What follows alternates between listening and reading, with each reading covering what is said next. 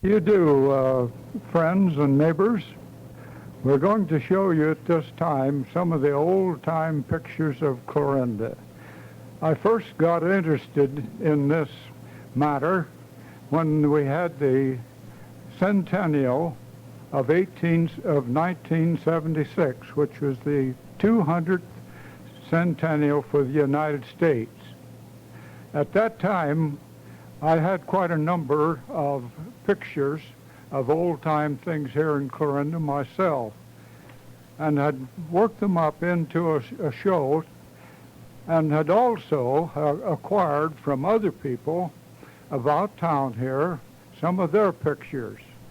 Quite a number of them came from Arlo Hawley's large collection, some from Anna Housen's. And the ones that I had myself were given to me by Julia Scott, who was the wife of Herbert Scott, one of the old-time lawyers here in Clarinda. Other people have given me these pictures, and I'm not going to try to name all of them because it would be impossible to do it. But here is what has been done with these photos. With my camera, I took pictures of the picture, and that was produced in a slide which we will now see. The first slide that we show is of the old mill that used to be on the Nottoway River, just exactly east of the Clarinda Airport. This, at the early days, in 1847, it was in existence, and it was known as the Boulevard Mill. Later on, it became owned, or it was on the farm of Irish Shambaugh's father, and was known as the Shambaugh Mill. Later was moved to Shambaugh, and then later their business was moved here to Clarinda. But this mill, as you see it now, in the wintertime, and this one, which shows it in the summertime, stood there for many years. It was the center of all activity. In fact, it was constructed and in operation before Clarinda was ever laid out. The mail was brought up to here from Savannah, Missouri. This mill ground flour, ground grain, and sawed lumber. It was a central meeting place for everybody in this community, and the circuit court judge came through here and held court there. In 1853, the city of Clarinda was laid out, and the buildings then began to be constructed around the square. This was the south side of this public square in Clarinda, probably about 1857. The next slide that I have is of the north side of the public square. And Mrs. Scott told me that this picture was taken in 1866. It's interesting to notice the streets. Of course, it was in the winter time, and naturally the roads would have been rough.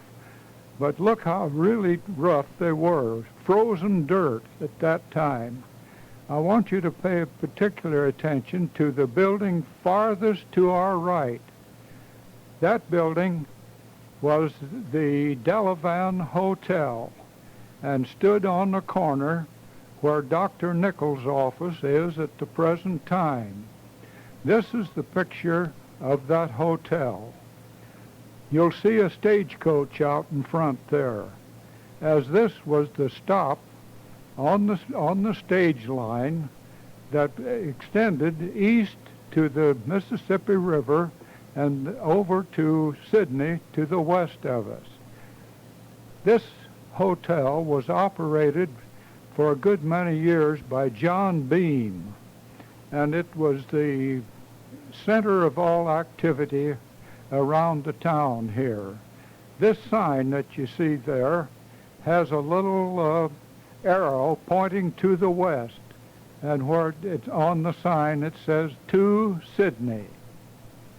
Next we'll have one of the buildings on the north side of the square. This was the harness shop of J.W. Scott, who was the father of Herb Scott, the lawyer that I mentioned. This harness shop, as shown in this picture, was about 1875, and it was the last of the old wooden buildings to stand on the public square. This is another picture of it, which Mrs. Scott told me was taken in 1875. Mr. Scott is the man to our left. He made all sorts of harness and kept 2 extra men busy because they were the only men here that furnished that equipment. And in about just before the new Page County Bank was to be constructed, I learned that this old building was to be torn down. And this one shows the night before they started to tear it down, I went over and took this picture to show the old wooden building as it stood there on the north side of the square. The next picture that we have is one of the wheel store, which at that time of this picture was located on the south side of the square where Peterson's store is at the present time. Isidore Wheel came here in the early days and operated this clothing store. Later he's over on the southwest corner of the square, and then in later years they moved to their present location on the west side of the square. You'll notice here that this wagon is drawn by a team of oxen. And this was a frequent occurrence in Clarinda in those days of settlers coming and going through Clarinda, going to the west from the east. It's interesting to note here too, you'll see the 2 dogs right there in the picture. It seems that even the dogs coming through here were getting acquainted with the local people. This next picture then shows some of the things that the people who lived here in Clarinda did to occupy their time. Mrs. Scott told me that they had many of these home talent shows. And we can well understand that they would, because you have to reflect and remember that at that time they did not have any movies, they had no telephone, they had no radio, no television. The only thing that people had to entertain themselves was what they read or what they did in the way of home talent shows. And this one was given in the courthouse hall, which at that time was a small 2-story wooden building located in the center of the public square. This play, you'll notice it said it was to be given for the benefit of the Clarinda Cornet Band. That was a band that was in existence here in the 1870s, and as you'll see here, the date on this picture was April 24th, 1879. And I presume that this was the band which in 1881 was sent to Washington, D.C. by the Burlington Railroad to march in the inauguration parade of James Abram Garfield. Several of the old-timers who appeared in that band in Washington, D.C. Lived up here until recent times. Fred Tomlinson's grandfather was one of them. This one shows another handbill which was advertising a home talent play which was to be held at Academy Hall. That was the school building, probably the second school building to be built on the schoolhouse grounds just 2 blocks south of the square. These plays were well attended because people liked to have some sort of entertainment, and to have it, they had to manufacture it themselves.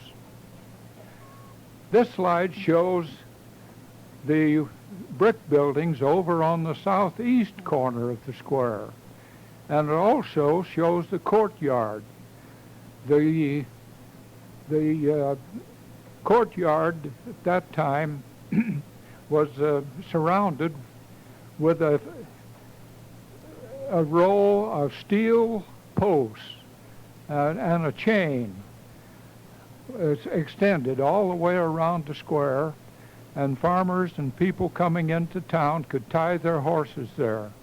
Of course, it was all dirt streets around the square, and the early histories tell us that frequently in the evenings the young fellows coming into town would hold horse races around the square. The wooden building that you see there with the awning stands where the present Citizen State Bank stands. Right east of the buildings that we've just seen was the furniture store of A.T. Clement.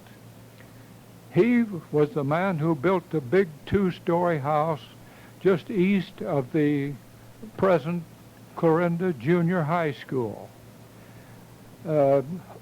W.O. Hutchings is one of the men standing to our right. He worked for Mr. Clements, and it's interesting to know that he not only built coffins for people who had passed away, but he also was an undertaker, and he also was a man who could conduct a good religious service, and oftentimes he had charge of the whole funeral. This is the brick building where Dr. Nichols' office is at the present time, and was built by the Independent Order of Oddfellows, and it stands at the northeast corner of the square where the Delvin Hotel used to stand. This building was erected in 1880. This is some of the wooden buildings on the north side of the square, directly west of the Oddfellow Lodge building. And at the time this was taken, there was a band of gypsies coming through town. You'll see their wagons with the horses on them there as they drove through the town. And the 2-story building that you see there was still standing on the square up until, at least until after 1912, because this slide is of the southwest corner of the square. The building that you see to our right is the old Page County Bank building, which was erected in 1876. You can see from the condition of the streets that it was still a dirt track and streets all around the public square. This was the outside entrance that was originally on the old Page County Bank building over on the southwest corner. The man sitting on the steps is Charlie Linderman, one of the early residents of Clarinda, and the man who built a big 3-story house over on West State Street where John Hunter lives at the present time. The man standing with the dark coat on is John Miller, who lived up on West Main Street. The other man was the cashier, who was O.V. Hurdle.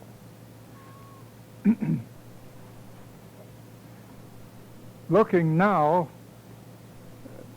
from the southeast corner of the square, you'll see the old wooden buildings over on the north side of the square. The 2-story one is the building that we saw just a few minutes ago. and Mr. Scott's harness shop is next to it, and then the Sam Nelson Meat Market was the other little building that was standing there. You'll notice from the date on this picture that it was taken in February of 1912. At that time, I was just a kid here in school in the 4th grade, and I remember that big snowstorm. You can see how high it was piled up on the streets downtown. And I want you to know that in my recollection, that was the only time that I ever know of that they ever closed schools here during the time I went to school on account of the weather. This picture shows the old Clarinda National Bank building, which stood over on the northwest corner of the square. It's taken from over at the southwest corner, which would be in front of the Coast to Coast store at the present time. Now we'll start with some of the churches here in Clarinda. This one is of the First United Presbyterian Church on West Washington Street. This church, the entrance, as you see there, was on the north side, and this building was in existence until along about the 1919 or 20s, when the present United Presbyterian Trinity Church was constructed. This was the second Presbyterian church over on 16th Street, where Westminster is at the present. The first church that was on this location was a small one-story wooden building, and it was replaced by this one in the early 1880s. You'll notice that there's, as you will in a lot of the pictures that you see from now on, that fences were built around the different buildings and residences. This is another picture of the same church taken at a later date. This church was in use until about 1910 or 11, when it was torn down and a larger brick building made of real black brick was constructed. And that was the one that burned completely about 5 or 6 years ago, which would place it about in 1977. Just as a little personal note, I'd like to mention that when this building was torn down, a lot of us kids up in our neighborhood came down with our hatchets, and we cleaned brick. And we got paid, I think, probably a penny for 100 bricks, which wasn't very high wages in those days.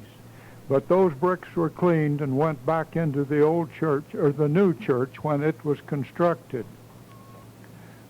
This is a scene which was taken and looking west, probably from up on top of the Lindemann Hotel. The tall building that you see in the distance is the Methodist Church, which at that time had a tall spire. Looking around there, you'll notice that there's fences around all of the buildings, all of the houses.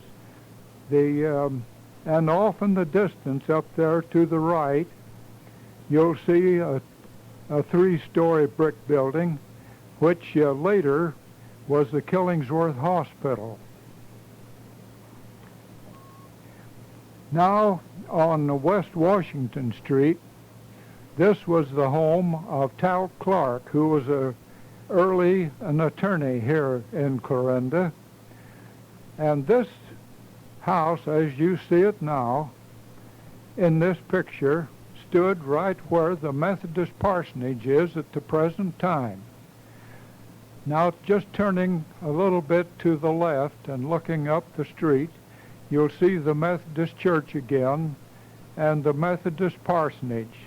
But you'll notice that they still have the fences around them. Now, we're going to look at some of the early residences in Clarinda. This home was up on the top of the hill on West Main Street and was the home of C.W. Foster, who was the father of Julia Foster, who I've referred to as Mrs. Scott. This was where she and her family, the Foster family, lived in the early days. She had 3 sisters, and her father, C.W. Foster, was in the hardware business. Had his store on the south side of the square. He's one of the early city officials of Clarinda. And at the time that they lived up there, Mrs. Scott told me that there wasn't any house between theirs and 18th Street. Next, I want to show you a party invitation which Mrs. Scott gave to me. Remembered her name was Julia Foster, and there's her name right in the center at the top, and around the circle on this card were the names of members of a club, probably, that held this party. The Barkers here as the Methodist minister. Now, if you just take a look at those names, you'll see the names of early families here in Clarinda. There's the Rickies, the Marlows, and over here to our left on that side is the Hepburns, the Chamberlains. Here's Parslows and Welch at the bottom, all of them early residents here in Clarinda. I just put that one in to show you how people went to such great pains to have good times. Now, standing right out in Main Street and looking east from the Foster residence, we're looking right down the hill, and you'll see the courthouse tower there in the distance. Again, you see the fences around all of the properties there. I have talked to Gertrude Richardson about these fences, and she said that in the early days most everybody kept a cow, and so everybody had fences around their place because sometimes the cattle would get out and roam around the streets and people didn't want them to get in their yard. Now we're going to go down the hill to 18th Street, and looking north there, this was the William Butler residence, which is still standing at the corner of 18th and Main Street. This residence is owned now by John Crawford, but at the time William Butler owned it, he had built this house after he came into Clarinda from his farm out southwest of Clarinda. He kept horses, and you'll see the barns right there behind his house. He was also our representative in the state legislature. And when it came time to have a new courthouse in the 1880s, he offered the best bid for it, and he constructed the present courthouse here in Clarinda, and it was at a cost of $85,000. He was also able, as our representative in the state legislature, to secure the location here in Clarinda for the Mental Health Institute here north of Clarinda. And it was dedicated in 1885 along at the same time of the dedication of the new courthouse.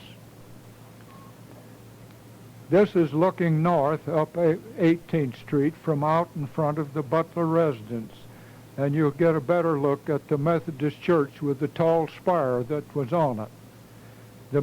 This Methodist church was built in 1882, and it must have been along about 1900 that the steeple was removed. Next we'll see the street looking south on 16th Street. This would be taken probably from up about Nishnabotna Street looking south. And again you still see the fences around residences. And notice also that the streets, all of them that we've seen, seem to be lined with trees on both sides. This picture shows the Henderson residence over on the corner of Tarkio Street and 15th. This is where Gertrude Henderson Richardson lived when she was a young girl in Clarinda. It later was remodeled by Warren Richardson's and then later by Bob Tunnicliff's. The other house was the residence at that time of Mart Ansbach. Now I want to show you one that was up on West Main Street. This was the Ricky and Marlowe residence. This house dates back to the early 1880s and was owned by the Ricky and Marlowe family for over 60 years. And it's the home where Mrs. Dryden and I made our home beginning in 1936, and we remodeled it completely, and it's now the residence of Mr. and Mrs. Harold Whip.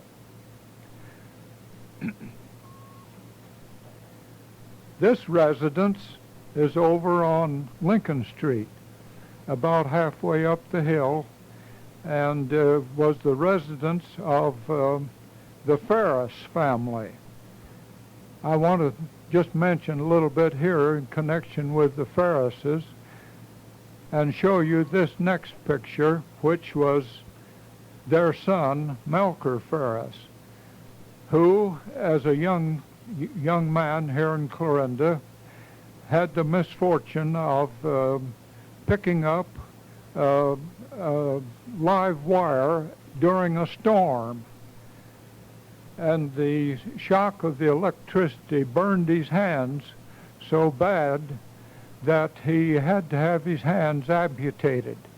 But he had hooks, one on each arm, but that never dampened his spirits. He was a very ambitious young fellow, and he learned to play the organ. He could drive an automobile and do lots of the things that ordinary people could do. And he would go about over the country and demonstrate what a person could do if they had a mind to do it.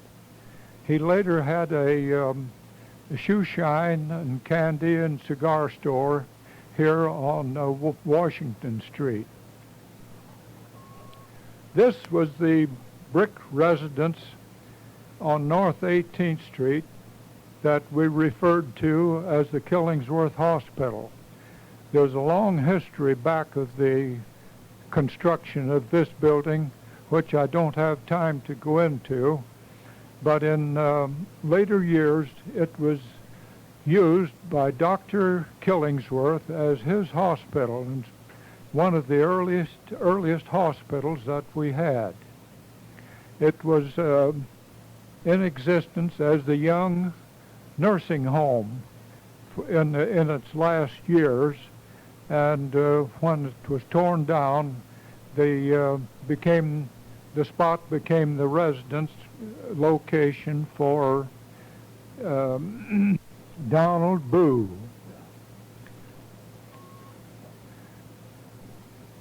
In connection with the house that I've just shown you, which was built by N.B. Moore, this shows that he was one of the early land agents here in Clarinda, and I believe, from what I've read in the histories, that he was involved in about as many activities as a person could be in.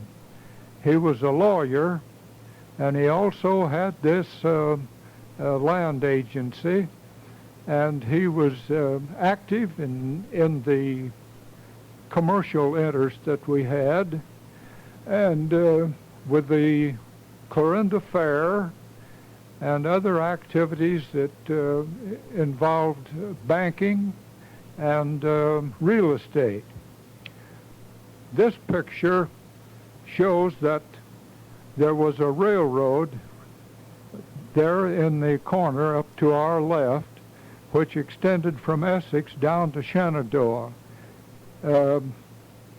This evidently was prior to 1870 because the railroads don't show over into Clarinda, and that was the year when they were built from Villisca down to Clarinda. Speaking of railroads, this was a share of stock.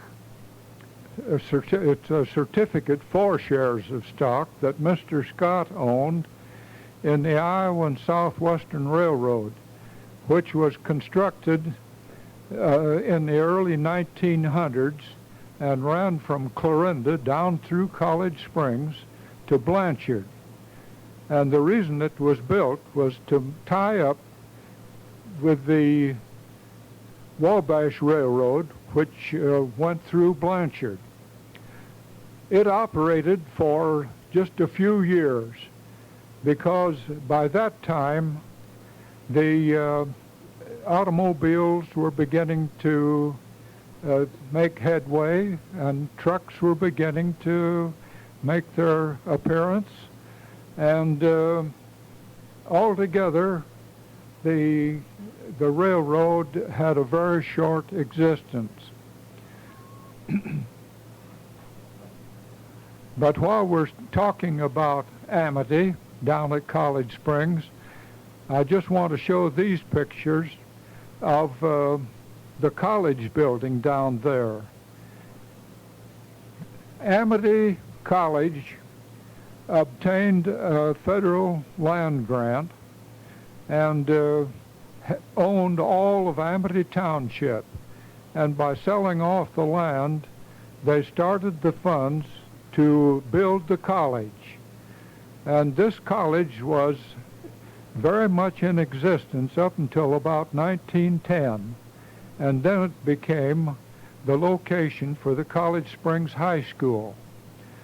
But at the time this was taken, it was probably in the 1860s or 1870s. This next picture shows more of the buildings at the college. The one in the center was an old brick building which was used as a classroom, and the one farther over to our right was the gymnasium. And this was the college buildings down there until it ceased to exist and became then the Amity High School as we know it at the present time. While we're talking about Amity College, I want to show you this one, because this is the Amity College football team in 1894. Particularly, I want to point out that my father is the man sitting on the ground to our right. The man in the back with the mustache and the man in the front row sitting on the ground with a mustache, each of them were college professors. And evidently eligibility rules didn't mean very much in those days, because if they didn't have enough students to play football, well, the faculty stepped in and took their place. Now, at this time, we're getting into another one of the early organizations here in Clarinda, the Page County Agricultural Society. This was organized real early. You'll see Mr. Moore's name there at the bottom, and what it was really an exhibition for the display of all sorts of farm products and fruit, and was held usually in the fall, and farmers who had took part in it had become members of the society, and this was very much in existence until along in the 1890s, when the Clarinda Fair was started to take its place. Another interesting thing in the early days is this tax receipt. This was a tax receipt for close to 200 acres of land up east of Hepburn, and that was the Van Devener farmland. This Louis Van Devener, whose name is on this tax receipt, was the great-grandfather of Mary Van Devener Price.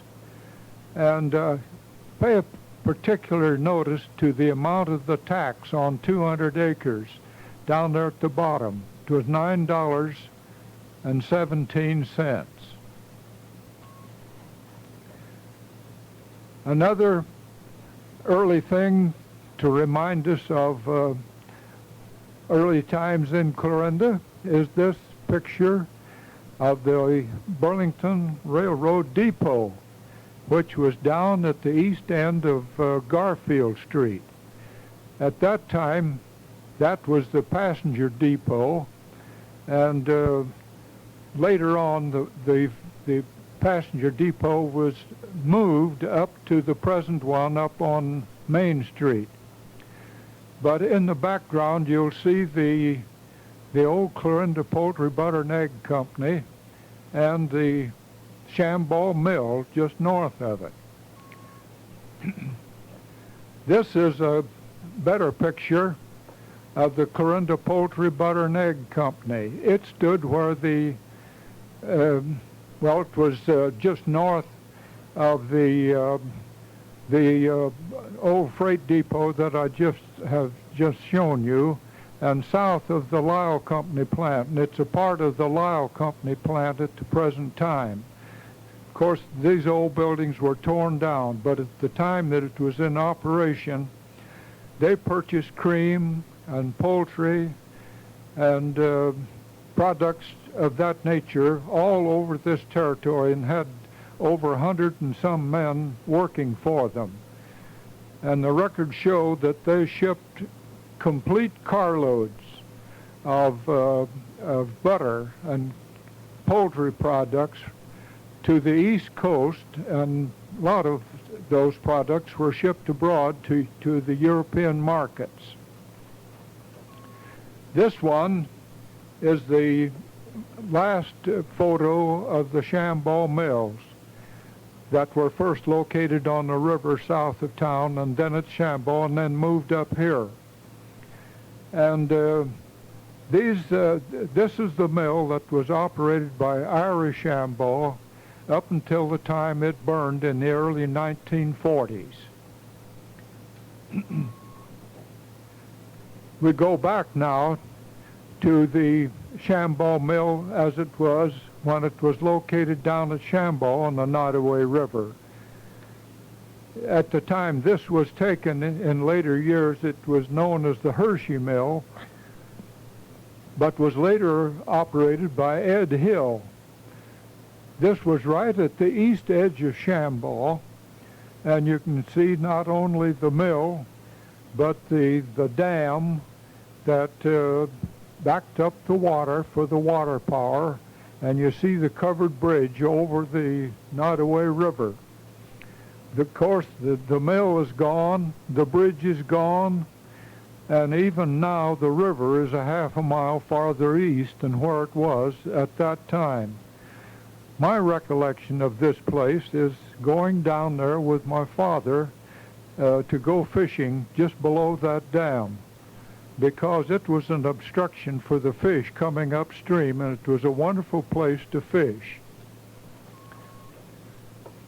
Now we'll get to show one of the early businesses in Clarinda, and this was the Bell Telephone Company office. This office was located upstairs over the Clarinda Hardware building on the east side of the square. Originally, there were two telephone companies here in Clarinda. There was the Bell system and the Mutual system, each one separate, with a separate office and separate lines. And if you didn't have the right kind of a phone, the same as your neighbors, you couldn't talk to them unless you went out and talked to them over the backyard fence. But in later years, about 1910, the one company, the Farmers Mutual, became owner of the whole system, and later and operated that way until it was sold to the General Telephone and Electric Company as we know it at the present time. Another interesting sight that we saw frequently around Clarinda, hardly a day would pass without you'd see something of this nature. Men like this had a team of horses and a dray, and they would haul these big trunks from the railroad depot down at the east part of town up to the public square to the showrooms of the different merchants. The traveling salesman would bring these samples and it'd come through town, and the merchants could come to them and see their different samples and take orders. Then all these things would have to be packed up and taken down to the depot and sent on to the next town. Now I'll show you one of the early horse-drawn buses. This was operated by Billy Ward. He's the gentleman there to our left in the picture, and he had 3 of these horse-drawn buses. And he would meet the trains down at the depot and would bring people up to the hotel or take them out around Clarinda, any place they wanted to go. Later on, he acquired this big motor-driven bus. This was mounted on a white truck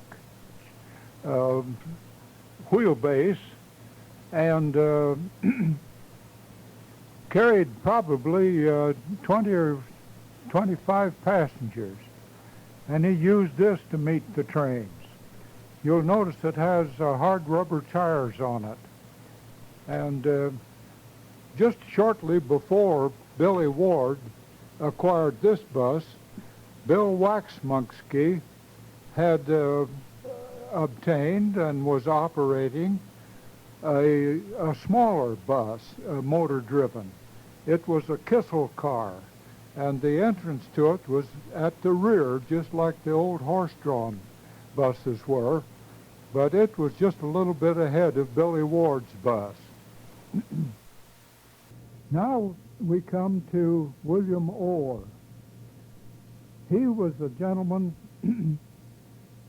well known here in Clarinda, and I think it's worthwhile to to pay some respect to him because of the many activities that he was interested in. His family came here from the east and had a farm down near College Springs. He finished law school up at Iowa City in the early 1880s and located his office here in Clarinda. He was in partnership at one time with William Hepburn, who was a well-known lawyer here. But Mr. Orr was also very public-spirited. He was instrumental in getting the Clarinda Chautauqua established in 1896. He had heard about it and got a lot of people interested in it here and got it organized and started, and he operated also every session when we had it through the summers. He would go down and would act as platform manager. Another thing that he was interested in was the old Clarinda Trust and Savings Bank. He was also a stockholder in Lyle Company and in the Berry Seed Company, and was very active in the Christian church. He helped to see that the present Christian church building was erected, and for 28 years was superintendent of its schools. He also was instrumental in getting the grant from the Carnegie Foundation to build the present Clarinda Public Library. Next, you see here now a group of gentlemen who were Clarinda businessmen, and these men formed the War Board, which took care of so many activities during the First World War. You'll see from our left around the table, first here is Gerald Graff, then Mark Waterman, then George Clayton, Fred Lorance, and there's Mr. Orr, and the next man is Andrew Wilson, who was the first city manager of Clarinda. Next to him is my father, then next is Dr. R.J. Matthews, then Charlie Hobson, then Lee Cleveland, and Ernest Strong, who was Helen Bowman's father. These men had charge of all the activities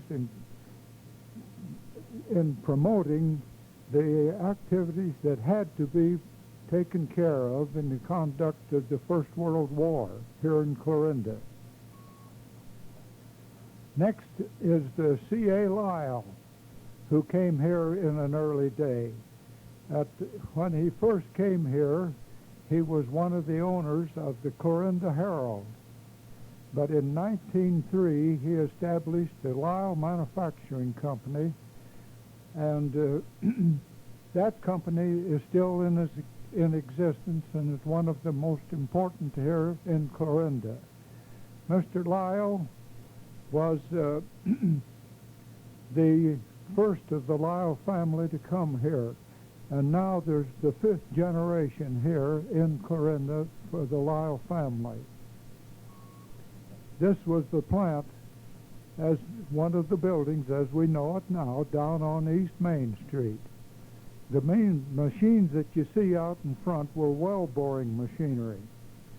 This was one of the important products that they made at that time. This machine was used to drill or to bore a well, and this is how it operated. A horse was hitched onto the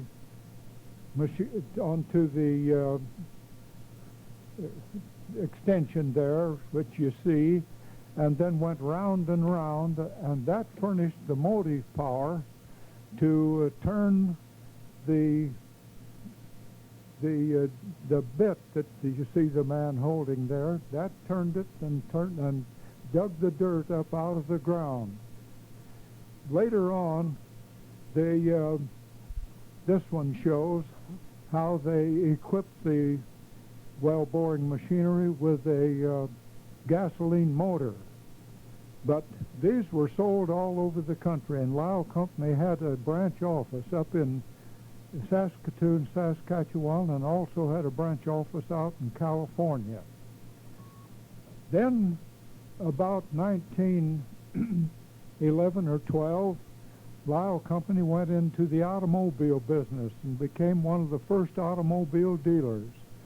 They had agency for the Ford automobile and the Dodge and the Buick. And this was their first sales room. It was set up in a little warehouse building down at the plant in the east part of town. About all it consisted of was a rug on the floor and a desk, and they were in business. But about 1918 or 20, the Ford Motor Company insisted on having one exclusive dealer. At that time was when John and Paul Opitz took over the Ford Motor agency, and Lyle's then had at that time, and for a few years later, had agency for at least 8 different automobiles. And this then shows their modern garage, which was built uptown, and that's the present building as we see it at the present time. It was erected in 1920.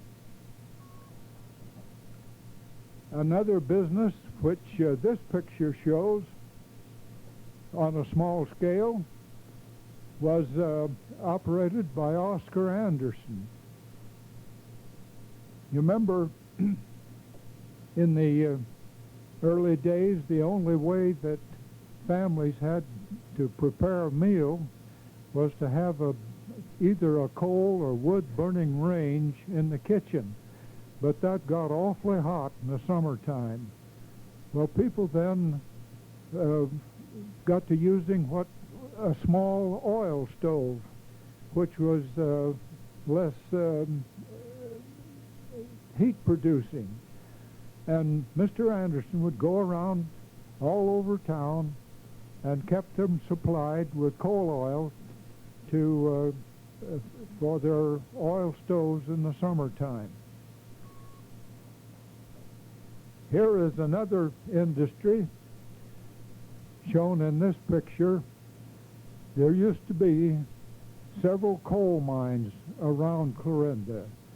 There was the Evans mine and the Pearson's mine west of Clarinda, and one of the earlier ones was out southeast of town.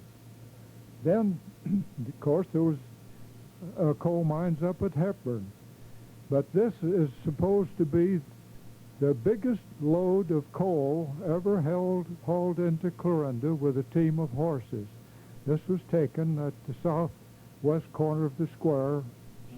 Shows the courthouse and the soldiers' monument there in the distance. Another important industry in Clarinda was founded by Andy Berry. He grew up on a farm south and west of here, but came to Clarinda and started the Berry Seed Company. The first business building that they had was up here on East Washington Street, where just a large group of people packed up the seeds and sent them out all over the country. They also had their big warehouse down near the railroad, down where the F.C. Grace furniture stores are located at the present time.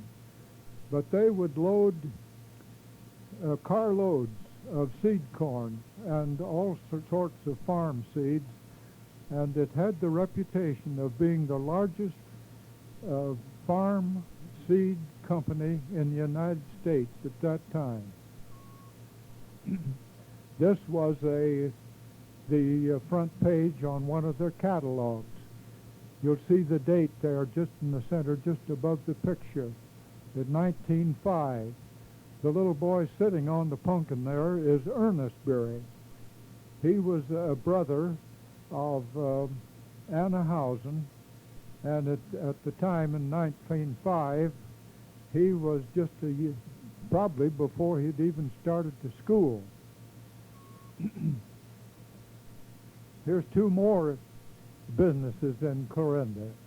The Elite Steam Laundry, which was operated by Susan Falloy, who was a Chinese.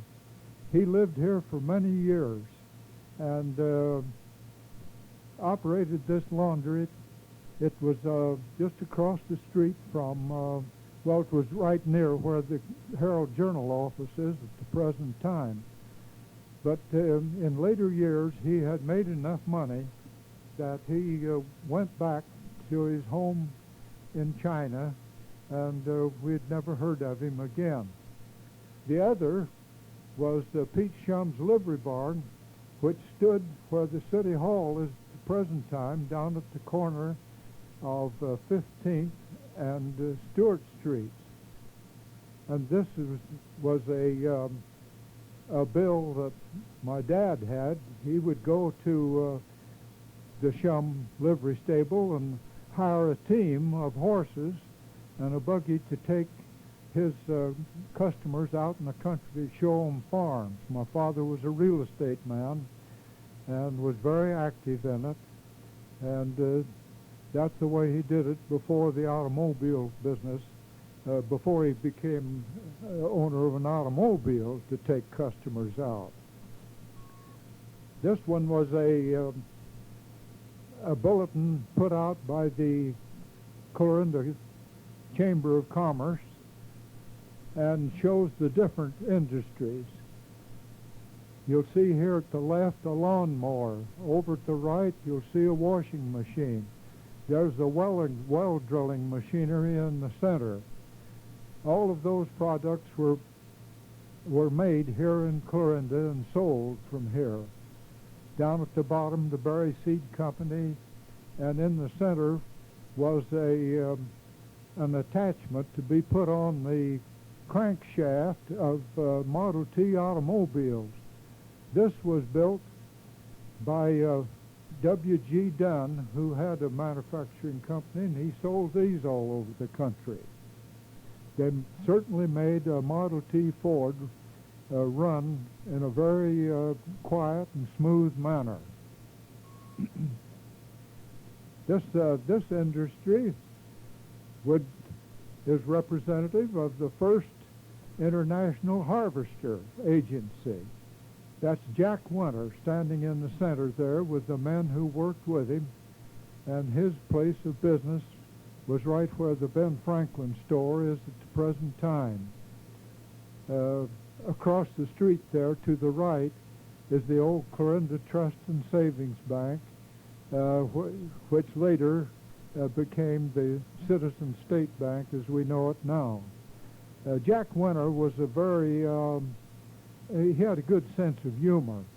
This next picture shows what he and his partner, Mr. Wilson, rigged up to run in a parade for the Clarinda Fair. They mounted a gasoline engine in that vehicle, which is nothing but a manure spreader. But the gasoline engine was so rigged up that it propelled the vehicle down the street in the parade without any horsepower. And he jokingly called it the first motor-driven vehicle in Clarinda. This picture was taken from the tower on the Page County Courthouse and looks off to the southwest. You'll see 4 or 5 little buildings clear down in the lower right-hand corner. Those buildings stood in the right in the location where the post office is at the present time. Off in the center there in the distance, you see the Richardson Lumber Company, and also right here to our left, you see that open space, which was a livery barn where people coming to town with their horses could park their horses in that barn, and the livery people would take care of them until the person was ready to go. This was the Mental Health Institute north of Clarinda, probably shortly after it was built, because that was bare farmland that had been owned by Mr. Butler at the time it was built in 1884 and 5. And of course, it's all grown up now with marvelous landscaping, which was all the result of efforts of Max Whitty, doctor who was the superintendent of the hospital for many years. This was shows the hose cart team of the Clarinda Fire Department. In the early days, the only equipment that our fire department had was that high-wheeled cart which you see there, and the fire hose was carried on it, and as many as the fire team as could get there would get to where the cart was, and they'd pull it this way out to where the fire was. But a part of their activity was competition with other teams. Take like Clarinda, Shenandoah, Red Oak, and Atlantic, and Creston. They would get together and have competition, and that's what these men were doing here. Just practicing, no doubt, for their type of racing. Next we show then the first fire horses in Clarinda. This fire station was located in the little building just east of the present Citizen State Bank, and this team of horses was they were prints and decks, and the driver there would take them out every other day or so to exercise, and they were kept right there in that building, but it was all rigged up so that in case of a fire, the driver who stayed upstairs would get downstairs, he'd pull certain levers, the harness would fall down on the horses, and in just a few minutes they could be harnessed up and ready to go. And by that time, some of the firemen would get there to go with him. This one I show just for a matter of interest. This was upstairs over the building next to the fire station. You'll see the sign right there says Page County Democrat, News and Job Office. At that time, this was in the early days, probably 1890 to up into 1905, we had 3 newspapers here in Clarinda: the Page County Democrat, the Clarinda Journal, and the Clarinda Herald. And in later years, they all were combined under one ownership. And these were the 2 men who got it accomplished. P.B. Wilson, who was the grandfather of John Wilson, was the subsequent owner of the Clarinda Herald after C.A. Lyle sold out. And Grant Caswell, who was the grandfather of Bob Caswell, had come into Clarinda and had bought the Clarinda Journal. And Then he finished the purchase and it all became then the paper as we know it now, the Clarinda Herald-Journal. And I want to pay particular attention to Mr. Wilson here, P.B. Wilson. Before he became the owner of the Clarinda Herald, he worked down at the Lyle Company, and he taught a Sunday school class up at the Methodist Church. And there were about 12 or 15 of us boys who were in his class. And he heard about the formation of the Boy Scout movement over in England by Sir Baden-Powell. And he wrote and got information that what he could and started the first Boy Scout troops here in Clarinda. Well, we didn't have troops because all we had was just that first group of about 12 or 15. But I want to tell you, we really had good fun. We'd go out to the river for camping and up to Annan's Lake, and I want to pay a great deal of tribute to Mr. Woolston for starting that movement. And of course, Grant Caswell became he was the head runner of a long line of Caswells who are in the newspaper business now. He was also at one time the executive secretary of the Iowa Press Association. Okay, now we want to hear some more of the things that are of historic nature. This was the LaPorte Bridge out northeast of Clarinda. This was on the main road that extended from here up the river bottom to Villisca. That old bridge was there for many years until it was done away with about probably along about 1905 or 6. Next, I call your attention to how the Nottoway River right here east of Clarinda used to get up into flood stage.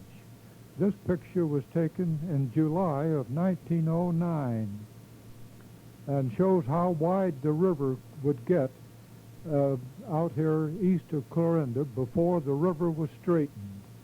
Of course, you don't see it floods like that at the present time because the straightened river carries the water away much faster. Here's one of the early baseball teams in Clarinda. The man in the center standing at the back is Dr. Sellers. He was a graduate of Drake University and came here as a young doctor in the early 1900s. He was quite an athlete up at Drake, and he immediately organized this baseball team. Some of you will remember Roy Harmon. Roy is the man in the front row farthest over to our right. Next is the Clarinda High School football team in 1900. This was this is the way the football team dressed, and it looks like each one just got a hold of whatever he could in the way of a football uniform, but that didn't make much difference with them because modern football uniforms, as we know them now, hadn't originated. Next here is the Clarinda High School Orchestra. This would be about we'll just say the early 1900s. I can recall several of these people. Gerald Graff is in the back. C.E. Arnold is in it. Mark Lucas and their brother Otis Lucas, Mrs. William Turner, who was Stella Lyle, is in it, and Carrie Lorenz and Annie Lorenz are in it. Annie Lorenz was Annie Foster, who was the sister of Mrs. Scott, who I've mentioned before. Next is one of the early municipal bands. Well, just the Clarinda band, we called it then. This was no doubt shortly before Major Landers came here. Anybody in town that could play a band instrument would get together, and that made up the Clarinda band. But after Major Landers came, we had a real organized 55th Regimental band, which went with the 51st Regiment and is still part of the Iowa National Guard, or was part of the National Guard up until recent years. Here is a picture of another of the Clarinda ball teams. This was the Clarinda High School baseball team in 1913. Just to, well, so that some of you I know may remember them, here's Harold Spry, beginning at our left. Next is Paul Harlan. Next is Burl Feast. Next is Claude Pry. Then Raymond Horton. Then Art Miller. Then Dale Thorne. Then next is Lee Kegley, and the last one is Rollo Huddle. Now, this one isn't an athletic team of any kind, but it's one I came across a few years ago, and shows how the young ladies of Clarinda became well, would we say the well-dressed young lady of the early 1900s? Now we get to another series of pictures that I was able to obtain from the Hawley family. The little fellow sitting in the small chair there is Arlo Hawley, who was my age and was in my high school class when we finished high school in 1917. At the back is his father, Art Hawley. At the right is his father, J.D. Hawley. And seated in the center, holding the cane, was the oldest of the Hawleys, J.M. Hawley. So there you have the four generations. The elder, Mr. Hawley, was the originator or founder of Hawleyville, and that town is named after him. Then J.D. Hawley was the one who built the Hawley Opera Block, which is the two-story front building where the coast-to-coast store is located at the present time. Now we have a series of pictures here to show some of the incidents relative to their early days at Clarinda. This is their home up on North 18th Street. This picture is from the Hawley collection and shows the members of a group of young men about Clarinda here who called themselves the Rooster Club. Art Hawley was one of the members. Others that I can see in there, whose names you might have recall in Clarinda history, there's I.D. Christie, Frank Swanson, Jock Butler is in there.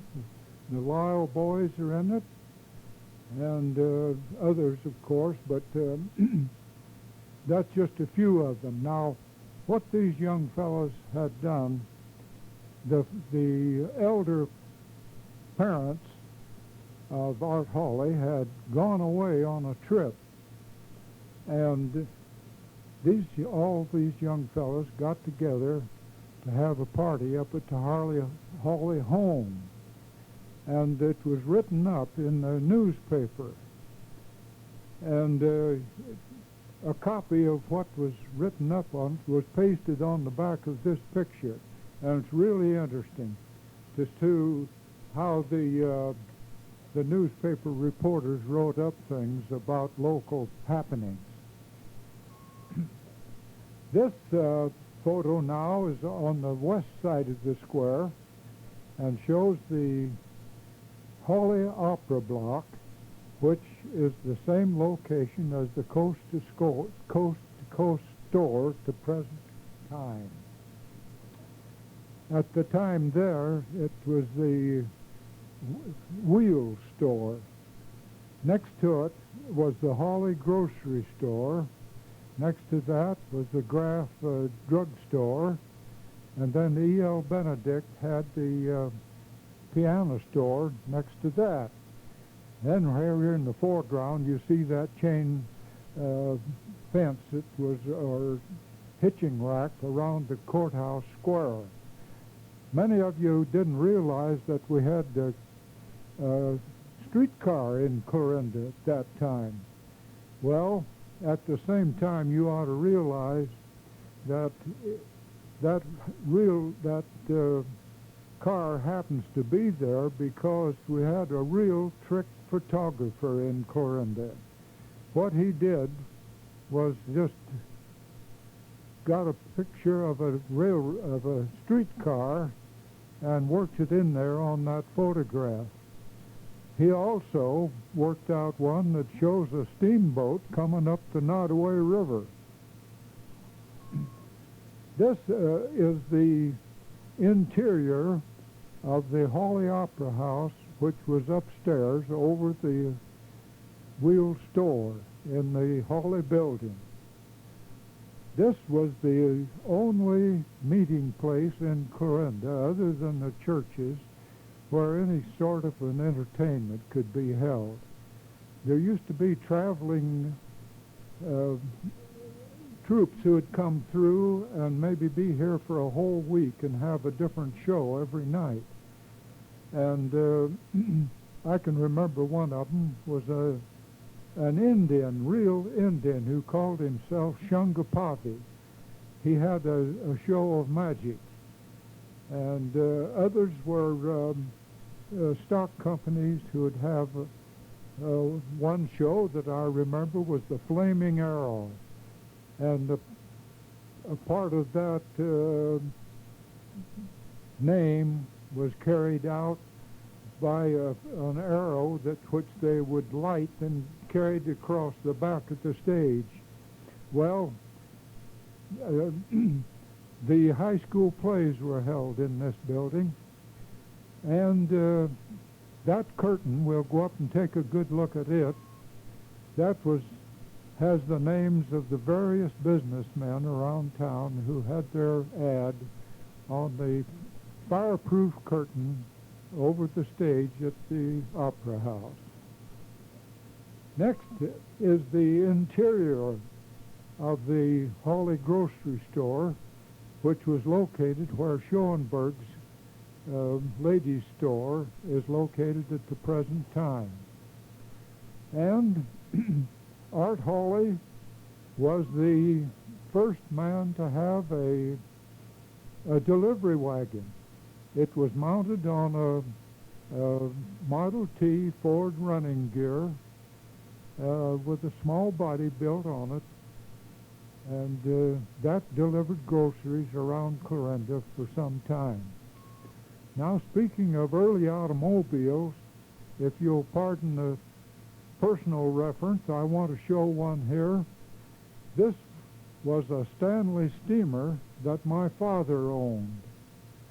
The Stanley steamer was built by two brothers back in the East, and they had a very practical automobile at the time, except that the convenience of a gasoline motor put it out of date. But this one right here was operated completely by steam. There was a boiler in the front of it there, and my father traded that off for a house and lot out in Loveland, Colorado. And there was the man who traded for it came here, and my dad went with him, drove over to Shenandoah with him, and started him on his way back to Colorado. And the man took it out there and used to haul passengers back and forth from the Stanley Hotel down to Loveland. Here is another early time organization. This was the KSO Orchestra that played down at the Berry Seed Company, where the KSO radio broadcasting station was located. This was the first radio station in Clarinda. Of course, by that time, Henry Field had his station over at Shenandoah, and Earl May had started his station also. This photo shows the destruction that was left by the cyclone that came through Clarinda in the spring of 1926. This is the area just south of the Clarinda Municipal Hospital. There was quite a bit of damage in that area, and also at the Berry Seed Company, and then on the hill east of town. This one I wanted to show so that you'd get an idea of what a large farm looked like.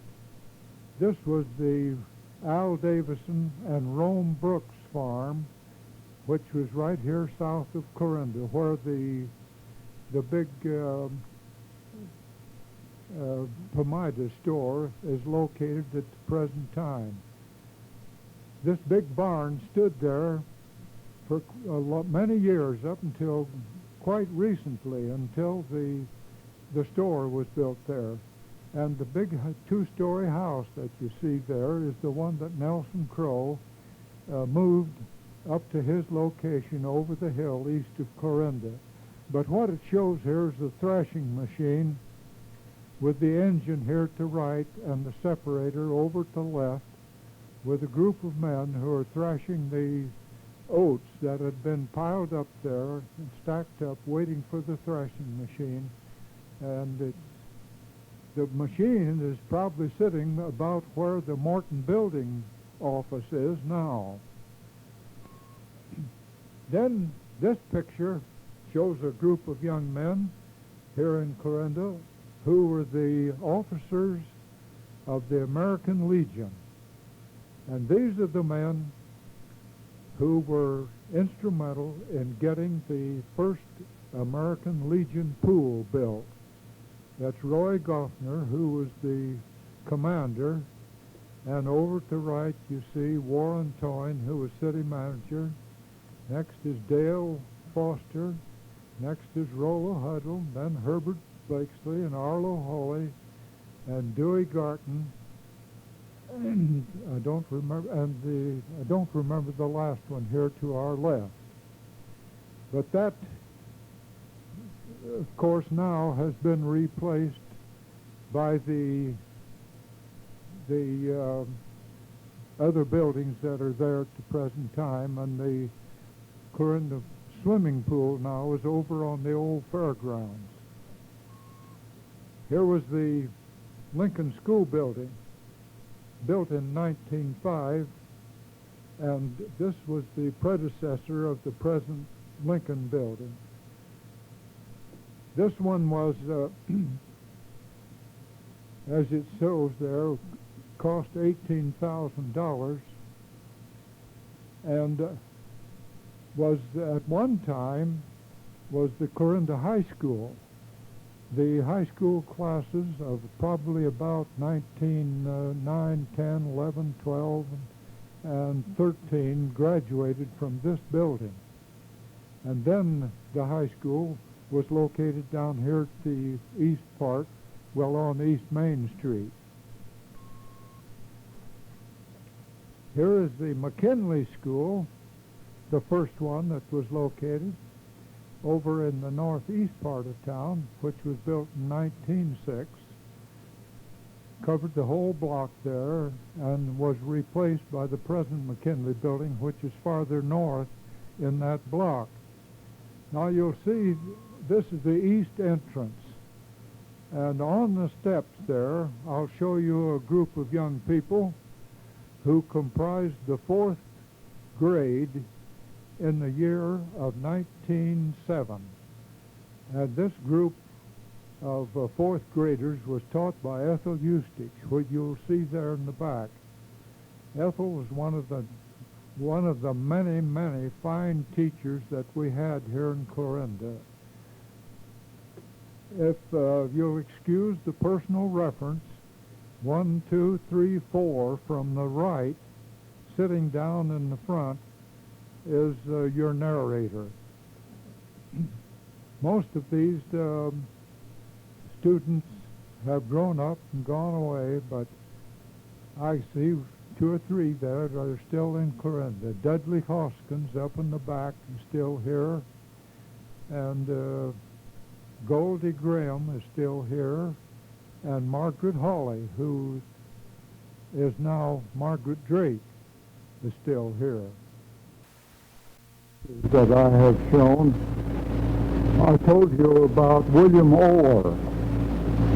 William Orr was an attorney here in Clarinda, and in 1896 he had heard about the development of Chautauqua back in the east, principally at Chautauqua Lake in New York. So he got together with several people here in Clarinda. Among them was Mary E. Berry, who later was a very well-known teacher in the high school. Others were the Methodist minister and the United Presbyterian minister, and the Chautauqua organization was started. Originally, the first year that it was held, it lasted for 2 weeks and was held in a big tent, which was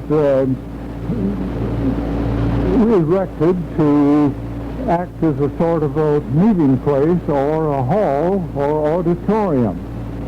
It went over so well for the first session of the Chautauqua, that the next year they had this auditorium, which you see now, constructed. It was down at the present fairgrounds, and the entire Chautauqua session was held in this building. The next year, even then, the popularity of the Chautauqua had grown to where the building wasn't large enough. So they had seats set up on the outside to the west of the building, and the platform was right up against the old auditorium. And all of the programs then were held outside, except when the weather wasn't bad. So that's the way that was at this session in 1902, when Sam Jones was one of the headline speakers.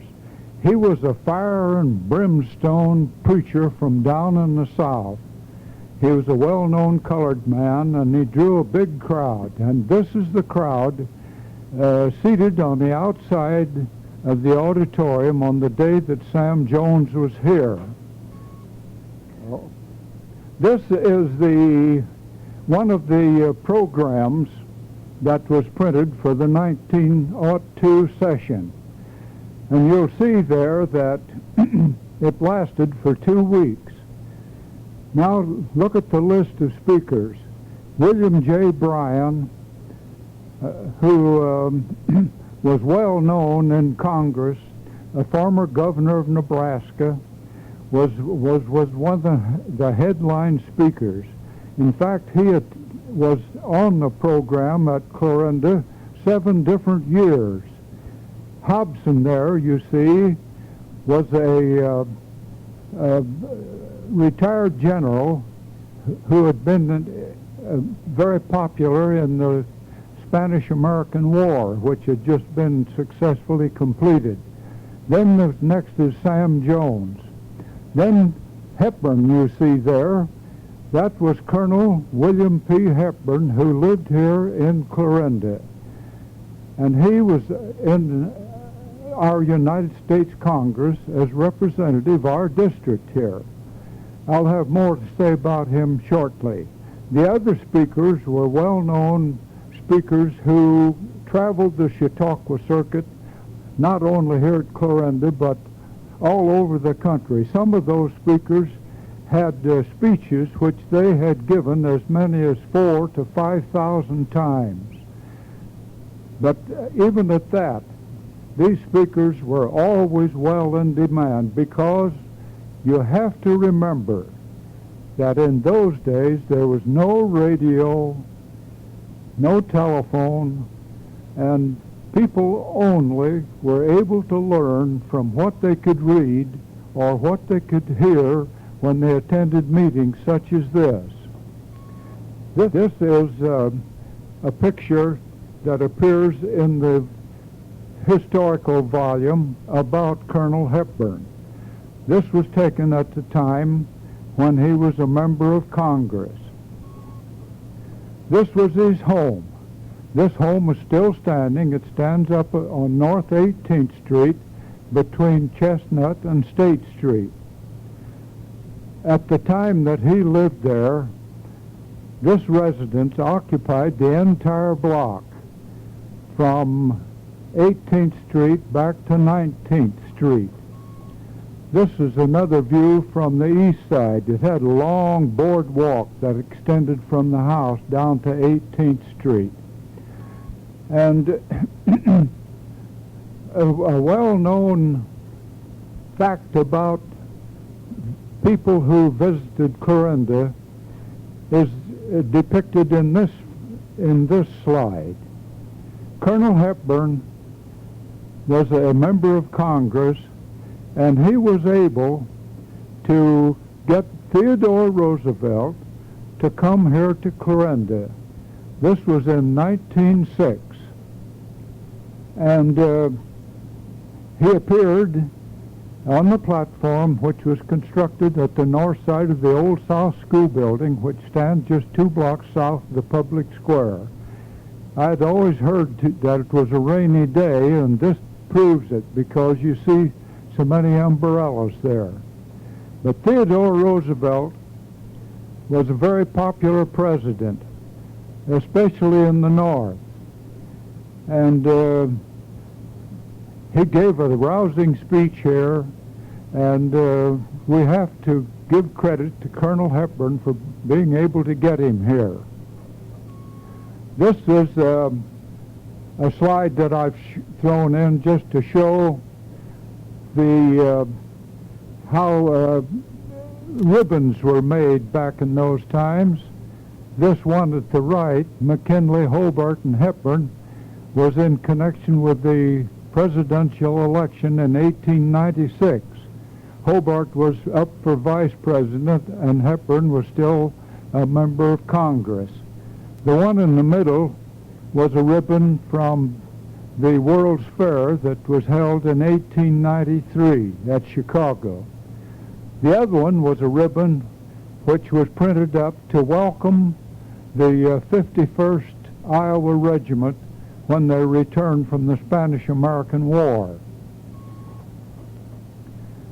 Now I'll show you a few pages which are photographed from the Iowa Historical Society publication about Colonel Hepburn. I'll call your attention especially clear down to the bottom paragraph, clear at the bottom. This was about the the Panama Canal. And it states right there, as you'll read right along with me, it was the opinion of William C. Adamson that when this great waterway should be completed, the name of William Peters Hepburn would be lauded by mankind as that of the man who built the canal. Not only was he famous because of that, but in the session of Congress in 1906, he was also credited with getting through the Interstate Commerce Act, which later was for the purpose of regulating the railroads. Also in that session, he was successful after many years of getting passage in Congress of the Pure Food and Drug Act. In that session of Congress in 1906, after it was concluded, Colonel Hepburn came back to his home in Clarinda. And this was a picture of the parade that met him down at the depot.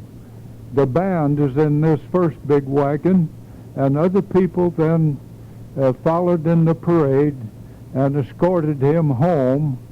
And that night, up at his home on 18th Street, in that big yard that he had there were over 4,000 people assembled there to welcome him home.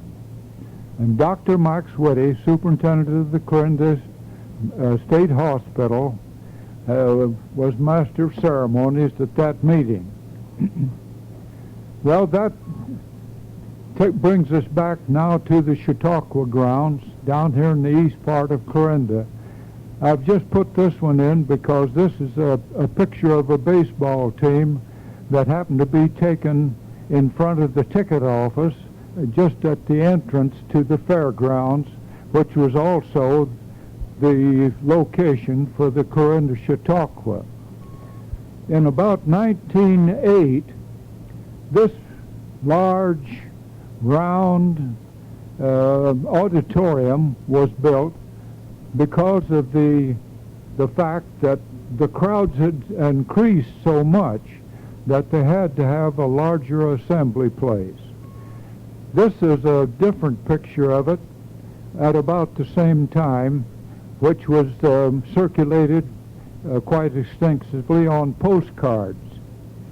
And this one is a picture of the stage. The stage was at the west side of the building, and the whole structure was located exactly on the spot where the municipal swimming pool is located at the present time. This stage was very large and could take care of a big crowd or any kind of a entertainment that was going to be held there.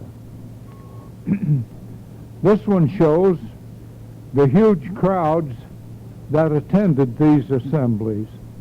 This one probably was one of the afternoon sessions when William J. Bryan was here, or possibly Billy Sunday, both of whom were here many times and would always draw large crowds. This slide was one that I just came upon lately. It was owned by Mrs. Eichhorst over at Yorktown, and this picture appeared in the Clarinda Herald about 3 years ago. So I went to her to get one so I could make a slide of it. This only covers just one half of that huge auditorium. And you can see that it's completely filled, and people were standing 3 and 4 deep around the entire edge of the auditorium. I was anxious to see if I could pick out anybody in the crowd. And I took a magnifying glass and went back and forth through that entire crowd, and way back there, too small to recognize in the large picture, But when I put on an extension lens, I found a picture, and my mother was sitting right in the center. And beside her there is Mrs. Childs, and sitting just in front of her is Mrs. Ed Morledge. And next to her is Mrs. Jess Christensen. My mother and these ladies all belong to a club, and they probably attended that session together. This one is a slide showing a bus or hack, the Daddy Montgomery. And if you talk to anybody in the early days, all of them will remember Daddy Montgomery. He was a well-known colored fellow who operated this coach or hack or bus from the fairgrounds uptown. Here is one that shows the Chautauqua program in 1911. I put this in so that you can see the names of some of the men, officers, and board of directors who were instrumental in keeping the Chautauqua up. There's William Orr again, who was still president from the time that it was organized back in 1896. And down at the bottom where the directors are listed, there's Mr. Hensley, C.P. Hewitt, Mr. Houston, and J. Wren Lee. He was the father of Gertrude Lee and Dorothy Dunn and their two sisters, Margaret and Elizabeth. Over on the other side there is Mr. Cook, Mr. Stipe, and Ed Rose. These men would select the talent that would be appearing on each session of the Chautauqua. In connection with the Chautauqua, which became more and more popular every year, people would come here from all around this section and would camp. And these were tents that were provided by the Chautauqua organization so that people could rent them and bring a few pieces of furniture, and that way they could stay on the grounds during the entire session, because in the mornings there were literary talks and Bible schools, and then in the afternoon would be a program usually of music and a principal speaker, and then there would be other entertainment in the evening. Now this was a tent of Mr. and Mrs. Ward, and seated right in the center, right next to the lady with the dark dress, is Gertrude Henderson Richardson, who is still living here in Clarinda and could tell you a lot about these memorable days at the Clarinda Chautauqua. Also during the session in one of the early Chautauquas, probably about 1908 or 9, Major Landers at that time was director of the 51st Regimental Band, which was located at that time over at Centerville. But the annual encampment was held here at Clarinda, out northeast of town.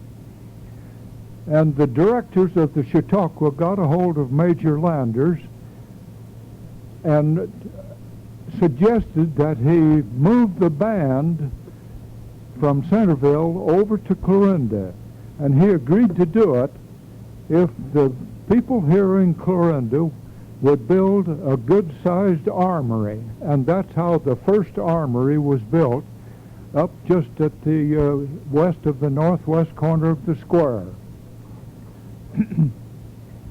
Later on, that building burned, and it was rebuilt and continued until it was destroyed by another fire just a few years ago. This slide shows an old-time picture which was taken probably from up on the roof of the auditorium and shows the beginning, the advent of the automobile in this locality. Probably 80% of these automobiles were Model T Fords, but the management always provided a space for them to park inside the grounds, and regular attenders could come and would have their own spot where they could park their car while they attended the sessions. This one shows some of the activities that took place during the time that the Clarinda Fair was in session. It was held at the same location, and this one shows the trotting races. They didn't have running races with jockeys, but there was always plenty of these harness races. These were held on the half-mile track, which was just a few, maybe about 200 yards away from the auditorium, which you see over there in the distance.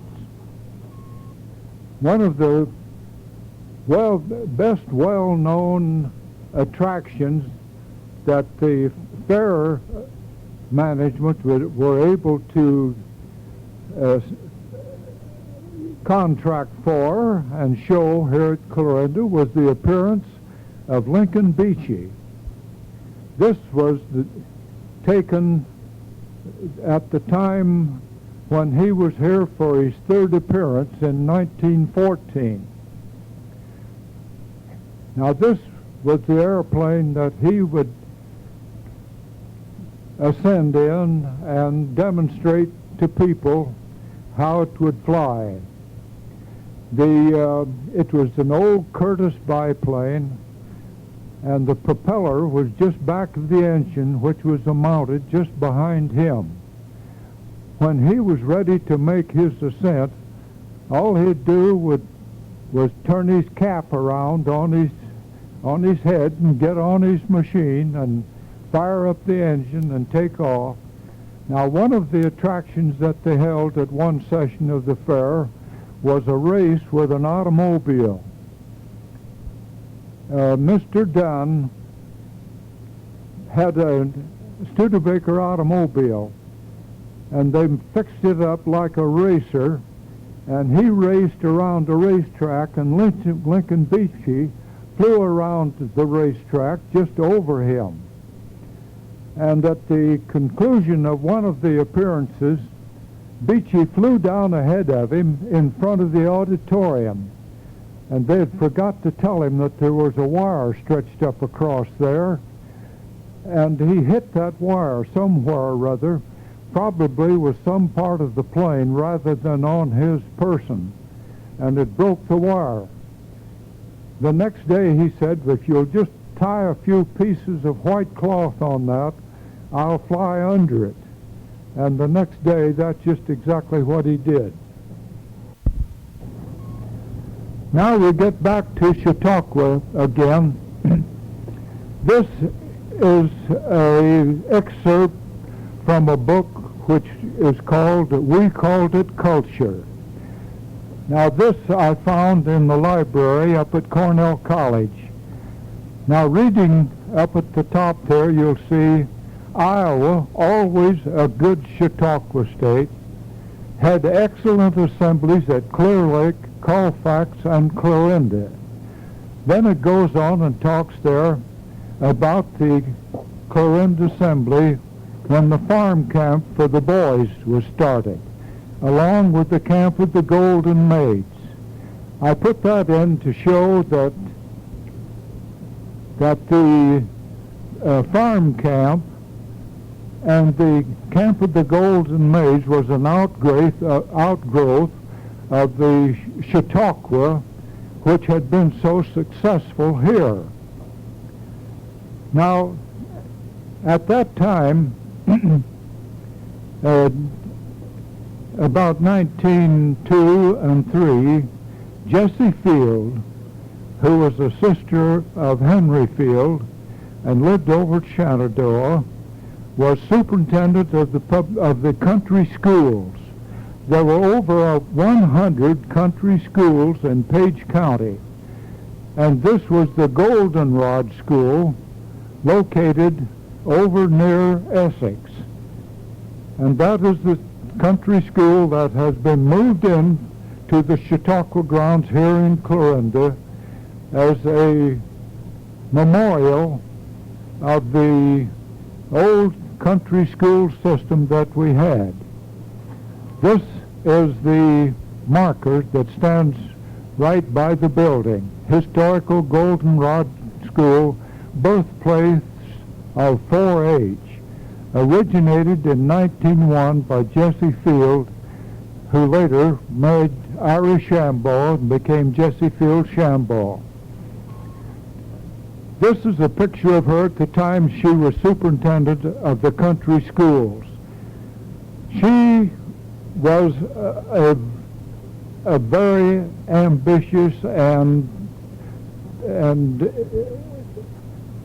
a woman who could think of more things to keep people interested. She just had enthusiasm to spare, and she would go to these country schools and talk to these students and the teachers how they could improve themselves. Now, this is one of the larger schools. This one was one of the schools over in Morton Township, but that gives you a good idea of how at each country school there were first grade students and on up to 8th grade students. She started these students in the country schools working on all sorts of programs.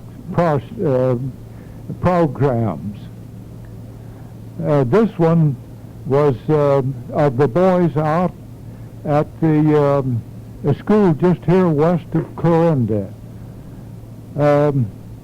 Two of the McCunn boys are in this, and Franklin Willison is the boy here to our left.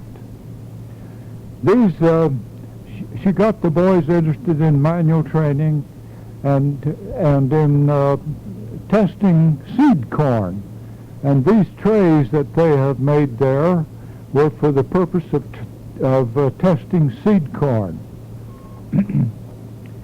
She also got the boys interested in road dragging.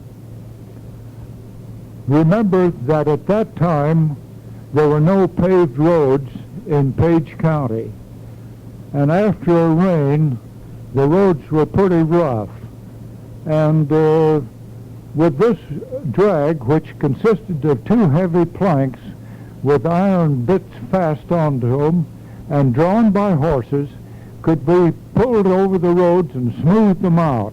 And all of these boys were engaged in that work. The one that you see here clear over to our right is Charlie Winters, who lived up in Douglas Township at that time. Now, this one is an excerpt from a little a magazine or a booklet that was written by Mrs. Whitmore. Faye Whitmore and her sister were instrumental in getting this published. Now, I show this first here to show that it mentions there that Miss Field designed a pin which was a 3-leaf clover to represent the scientific agriculture, and the letter H was on each one, and that stood for health, for head, hearth, and hand.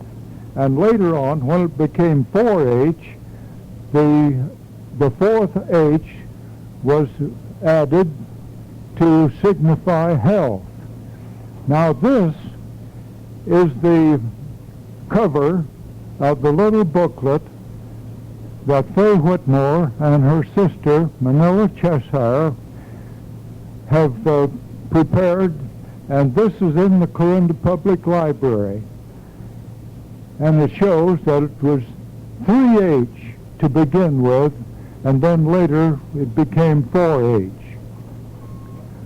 Also in this little booklet are excerpts from different letters and things which I wanted to show here to back up our claim that the 4-H and 3-H was originated here in Clarinda. It speaks here about how she had been elected superintendent, and then she had started this work in these schools, in these country schools all around over the county. And it began to be that it was published and written up in different educational magazines about her work. And as a result of that, this large group of men who were educators and school officials from different states came here and stayed here for 3 days and went around over the county and visited the schools and were able to see at firsthand the work that Jesse Field was conducting in the country schools. This was taken in front of the old Lindemann Hotel, and businessmen here in Clarinda took their automobiles and took these men around so that they could see what was going on at the country schools. This one is another excerpt from the little booklet that Mrs. Whitmore had published, and it was different educators had written about this, and this was a reprint of one of their letters. Also, in connection with the what was going on down at the farm camp at the Chautauqua, there was a farm institute put on by the businessmen of Clarinda in the winter time. And during that institute, the different exhibits were held, and this one was of such good quality that they decided to take the whole exhibit up to Omaha and show it up there.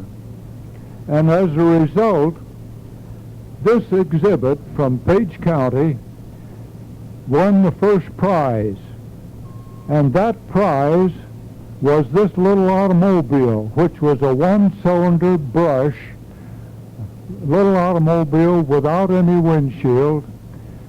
And they decided that they'd give it to Jessie Field Shambaugh to use to go around to the country schools in her school work, because she made it a rule to visit every one of the 100 or more country schools at least twice each year.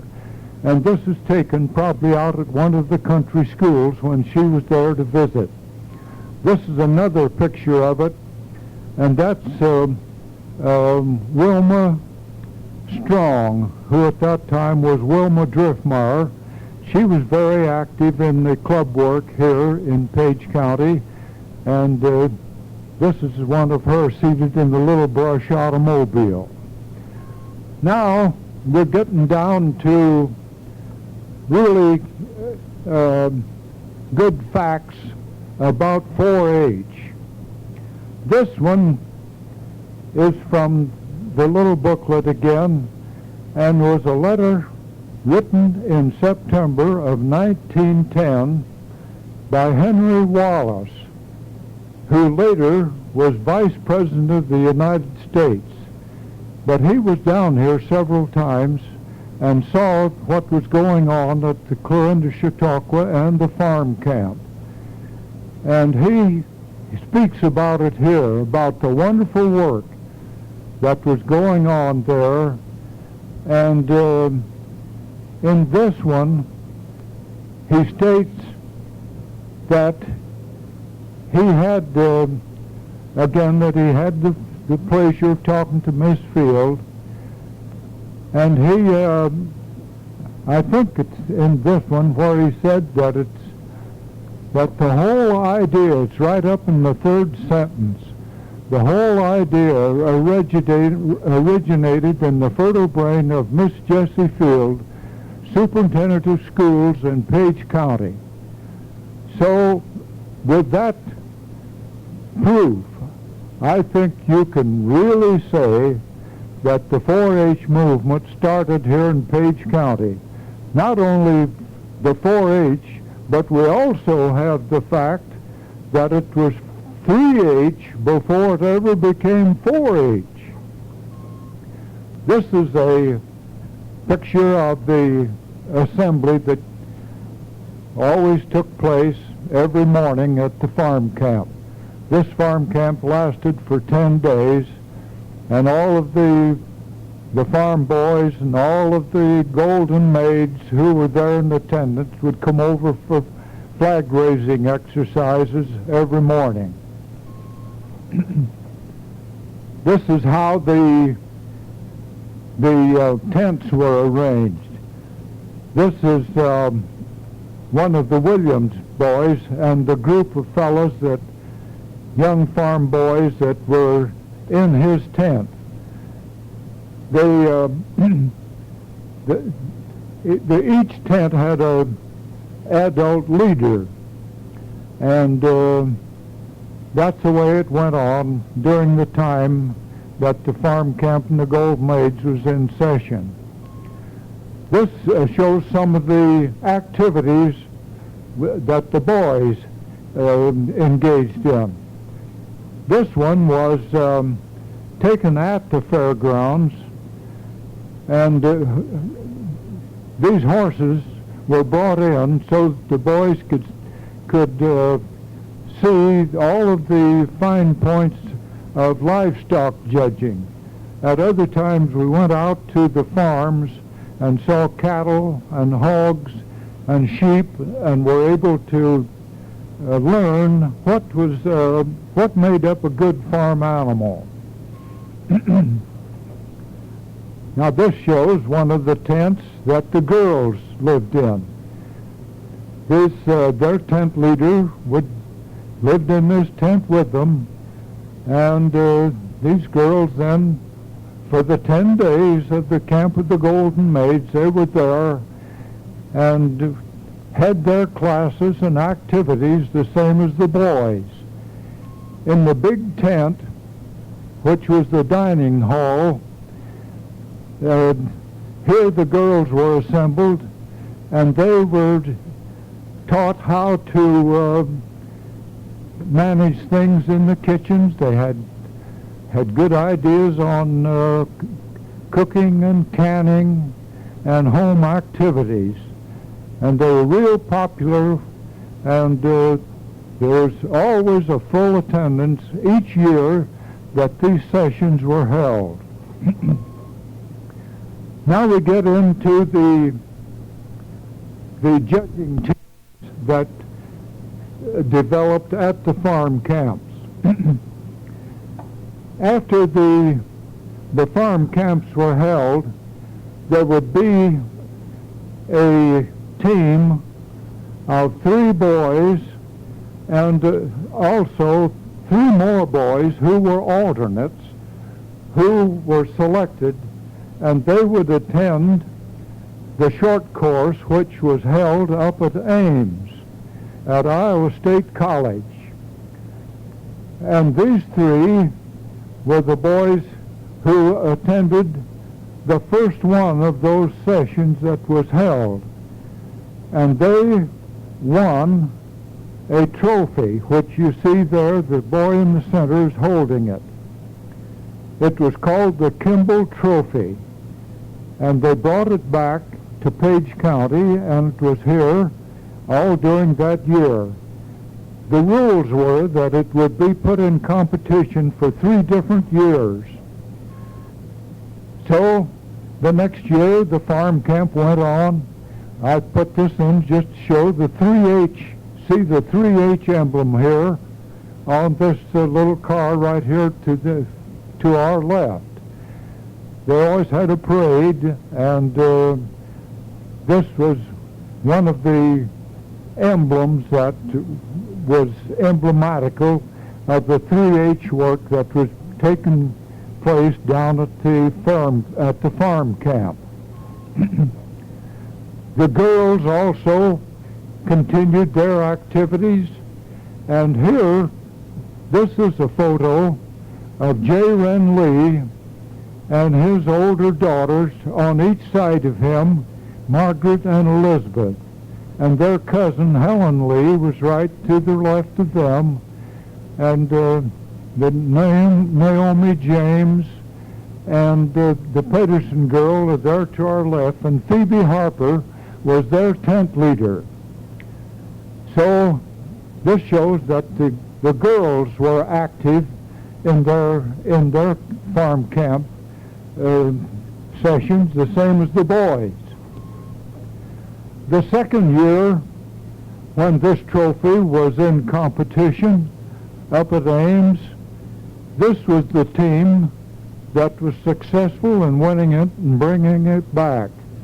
This is Wayne Whitmore standing up to our right, Floyd Hurdle seated holding the trophy, and Lyle Farquhar, who still lives down by College Springs, were the team that brought the trophy back the second year.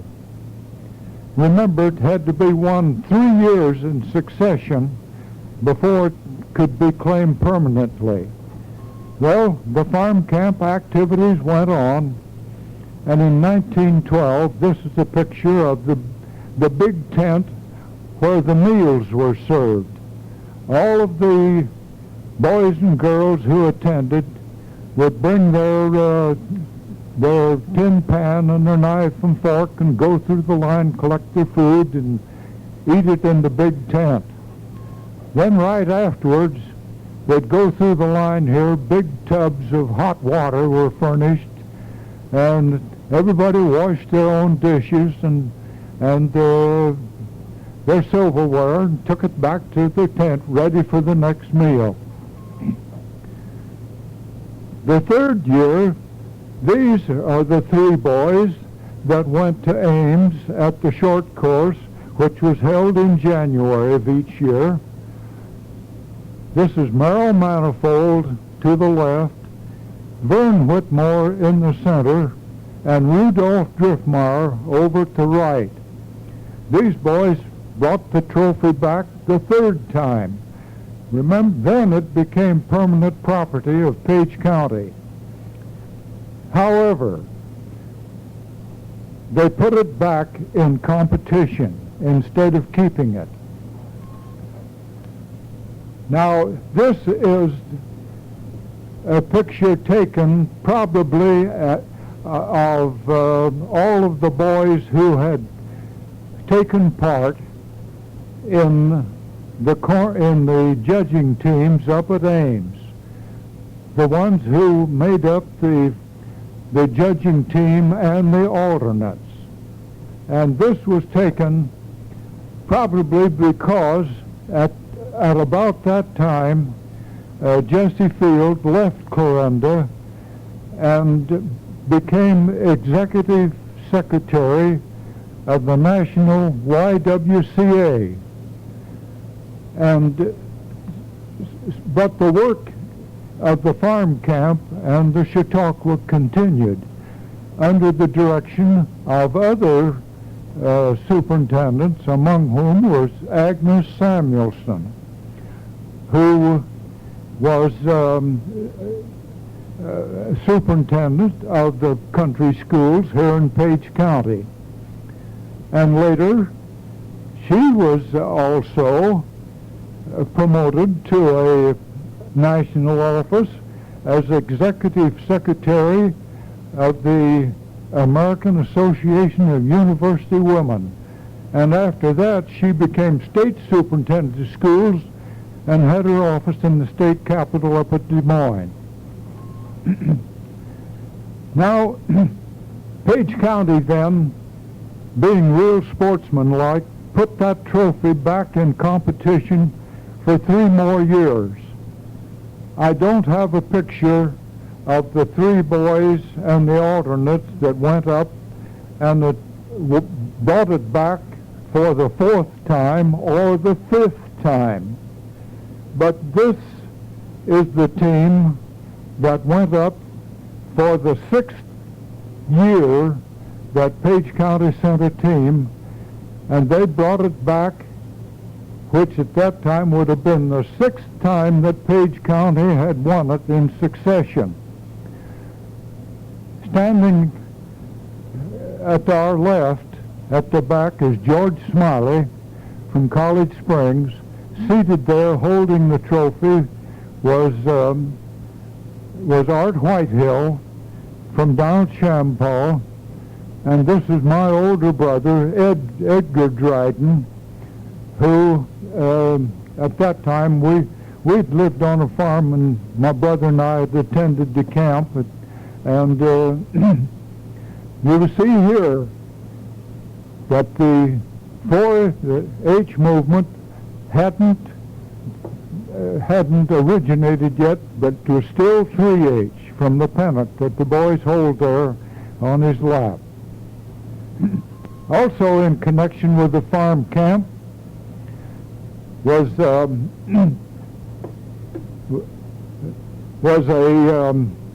contest, or well, it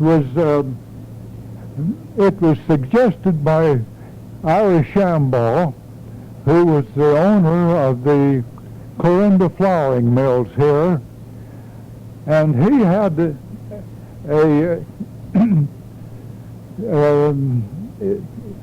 what he could do was any girl that would win a baking contest was privileged to attend a national contest which was held back east. I don't remember just what the contest was, but this is Lois Edmonds. She won it here when it was held, and got to take that trip. And she now lives up at Newton, Iowa. And I have just learned recently that 50 years after she won this contest, the organizations that held it back east had asked her to come back because it was the 50th anniversary of her winning the prize. Ira Shambaugh used this a lot in advertising Shambaugh's flour, which was made right here at Clarinda. In 1916, after the trophy was no longer in competition, but this is Agnes Samuelson, who went with our group, who won the trip to Ames, where we attended the short course after the Kimball Trophy was out of competition.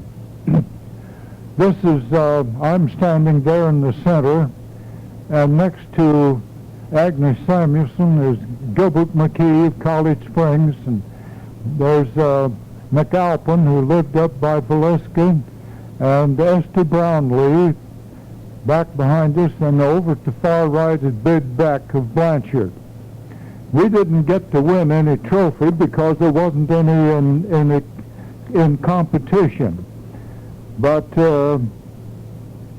if you'll pardon the personal reference, you're going to have to look up to me because I won first place in hog judging up at Ames.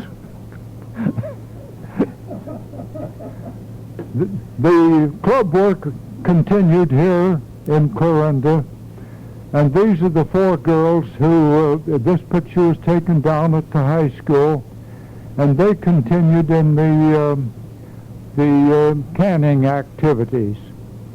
This is her name was Holsty, the girl here to our left. She was Art Richardson's daughter, lived on Bashambaugh. Next is Florence Finley Huddle, who still lives here in Clarinda. Next was Rose Ferris, and next to her is Neola Edmonds, who is the sister of Lois Edmonds, who won the baking contest. Well, this type of work was real prominent in the activities of the schools, the Chautauqua, and the farm camp, and it was remained active as long as the Chautauqua was in existence. Now we get back to Jessie Field. This was a picture taken of her after she returned to Clarinda from her work with the YWCA, and she and Irish Shambaugh were married, and this was taken over in Hawaii when they went on their wedding trip. And they lived here in Clarinda the rest of their lives.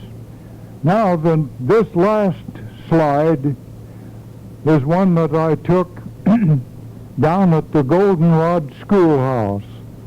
And this is the bronze tablet that's mounted on a stone out there in front of the schoolhouse. And this is really a final tribute to Jessie Field Shambaugh, because I don't believe that anyone could have given more of themselves to develop the young people of this county like she did. She had the ambition, and she had the knowledge, and she had the leadership. And as this plaque shows, that in order to honor her and her pioneer spirit, the insight that she had and her wisdom, and to really visualize that it just emphasizes the fact that Page County has a good right to claim that this 4-H movement started here in Page County.